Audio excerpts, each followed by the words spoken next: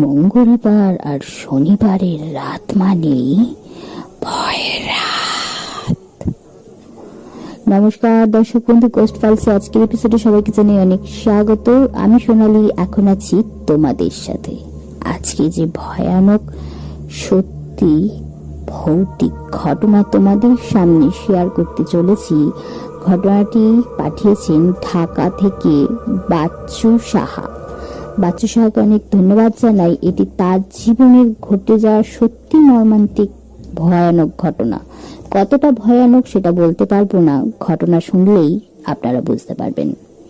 আমরা জানি এই পৃথিবীতে এমন অনেক কিছু রহস্যময় ঘটনা ঘটে দিনে রাতে। সব ঘটনার রহস্যের সমাধান খুঁজে পাওয়া বড়ই মুশকিল।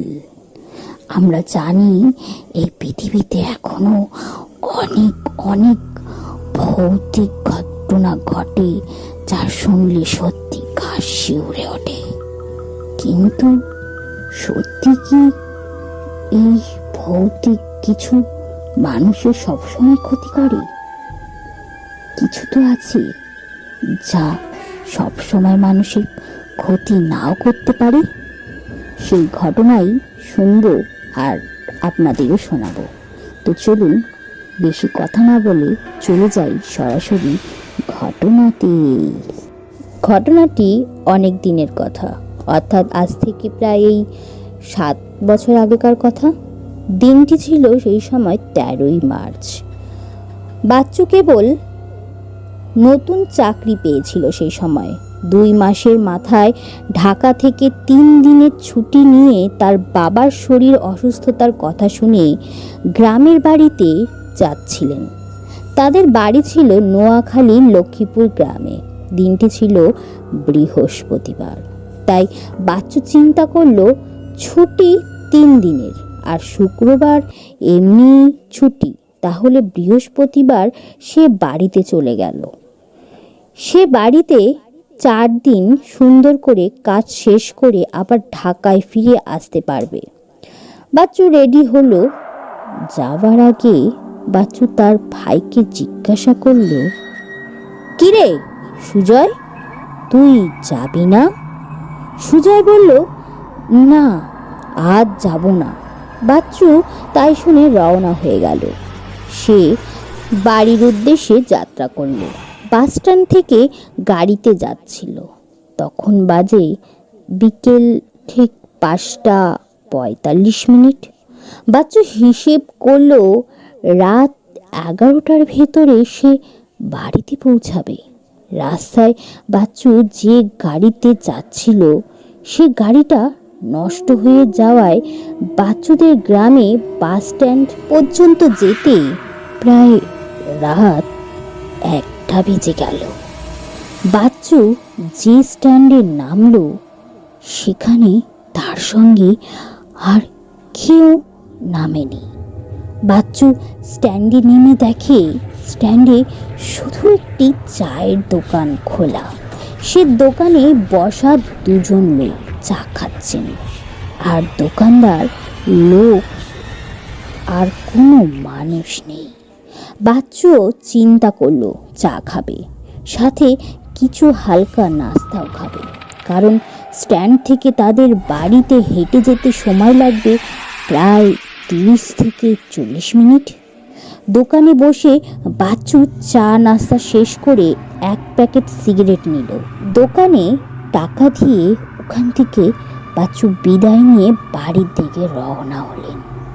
এর মধ্যে হাঁটতে হাঁটতে বাচ্চু প্রায় বাড়ির অর্ধ রাস্তায় চলে আসছিলেন। তখনই বাচ্চুর মনে পড়ে গেল আর একটু সামনে গেলে মাঝে একটি বনের মতো স্থান আছে, তার ভেতর দিয়েই নাকি যেতে হবে। কিন্তু ওই স্থানটি তেমন ভালো নয়।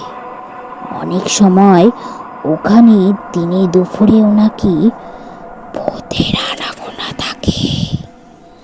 বাচ্চু অনেকটা ভয় পাচ্ছিল। পাছে আর হাঁটছে, এক সময় সেই স্থানটির কাছাকাছি এসে পড়লেন বাচ্চু। এবার চিন্তা করলেন আগুনের কাছে ওই সব ভূত প্রেত কিছুই না। তাই বাচ্চু একটি সিগারেট মুখে রাখলো আর হাতে ম্যাচ নিয়ে একটি খোঁচা দেবে।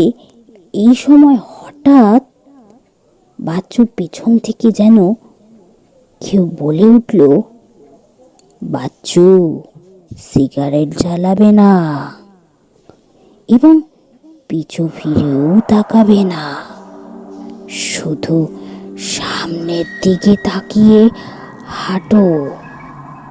শুধু হাঁটবে, ডানে বামে কোনো দিকেও কিন্তু তাকাবে না। তাকালেই যে তোমার বড় ক্ষতি। এই আশ্চর্যজনক হঠাৎ বনের মধ্যে কেউ নেই, কেউ স্তম্ভিত গলায় এরকম কথা বলছি এই শুনে বাচ্চু হঠাৎ স্তম্ভিত হয়ে পড়ল। অবাক হয়ে সে ভাবতে লাগলো কি করবে। সে কোনো দিশা না পেয়ে সে বনের মধ্যে সেই বিপজ্জনক স্থানটি সে পার হলো অনেক কঠিন ভয়ে। তারপরে আবার বাচ্চুকে বলল, তুমি এখন সম্পূর্ণ নিরাপদ। এখন আর তোমার কোনো ভয় নেই। তুমি এখন নিশ্চিন্তে বাড়িতে চলে যাও। তাকালেই কিন্তু ক্ষতি হবে। ভুল করেও পিছনে তাকানোর কোনো দরকার নেই। আমি কে, কি বৃত্তান্ত কোনোদিনও জানারও চেষ্টা করবে না, তাহলেই তোমার জীবনের ক্ষতি হতে পারে। এই বলে সে বিদায় নিয়ে চলে গেলেন। বাচ্চু নিরাপদ বাড়িতে পৌঁছালেন। ততক্ষণে বাচ্চু বুঝে গেলেন যে তার পিছন থেকে একজন ভালো এবং উপকারী কোনো জিন তাকে ওই বাড়ি পর্যন্ত এগিয়ে দিতে সাহায্য করলেন। তার কথা মতো বাচ্চু দ্বিতীয়বার আর ভুল করলেন না। সে কে, কেন, তার পিছনে সব খুঁটিনাটি বিস্তারিত জানার জন্য। এই করে বাচ্চু জীবন অনেক ভালোভাবে কাটাতে পারল। তো ফ্রেন্ডস, এই ছিল আজকের ঘটনাটি সত্য না মিথ্যা সেটা গোস্ট ফাইলসে যাচাই করা কাজ না। ঘটনাটি ভালো লাগলে কমেন্ট করে জানাতে পারো। আর কীরকম বা কোন ধরনের ঘটনা তোমরা শুনতে চাও, কীরকম এপিসোড তোমরা পেতে চাও সেটাও লিখে পাঠাতে পারো কমেন্ট বক্সে। তোমরাও চাইলে তোমাদের জীবনের ঘটনা লিখে পাঠাতে পারো আমার কাছে নির্দ্বিধায়। আর তোমরা ততক্ষণে ঘটনা লিখে পাঠাও আর আমি ফিরে আসছি নেক্সট এপিসোড নিয়ে। ততক্ষণে একটি লাইক, একটি সাবস্ক্রাইব আশা করতেই পারি তোমাদের কাছ থেকে। এপিসোড ভালো লাগলে, ঘটনা ভালো লাগলে একটি লাইক, একটি সাবস্ক্রাইব করে দিও চ্যানেলটিকে। আর আমি ফিরে আসছি নেক্সট এপিসোড নিয়ে আগামী মঙ্গলবার। Good night.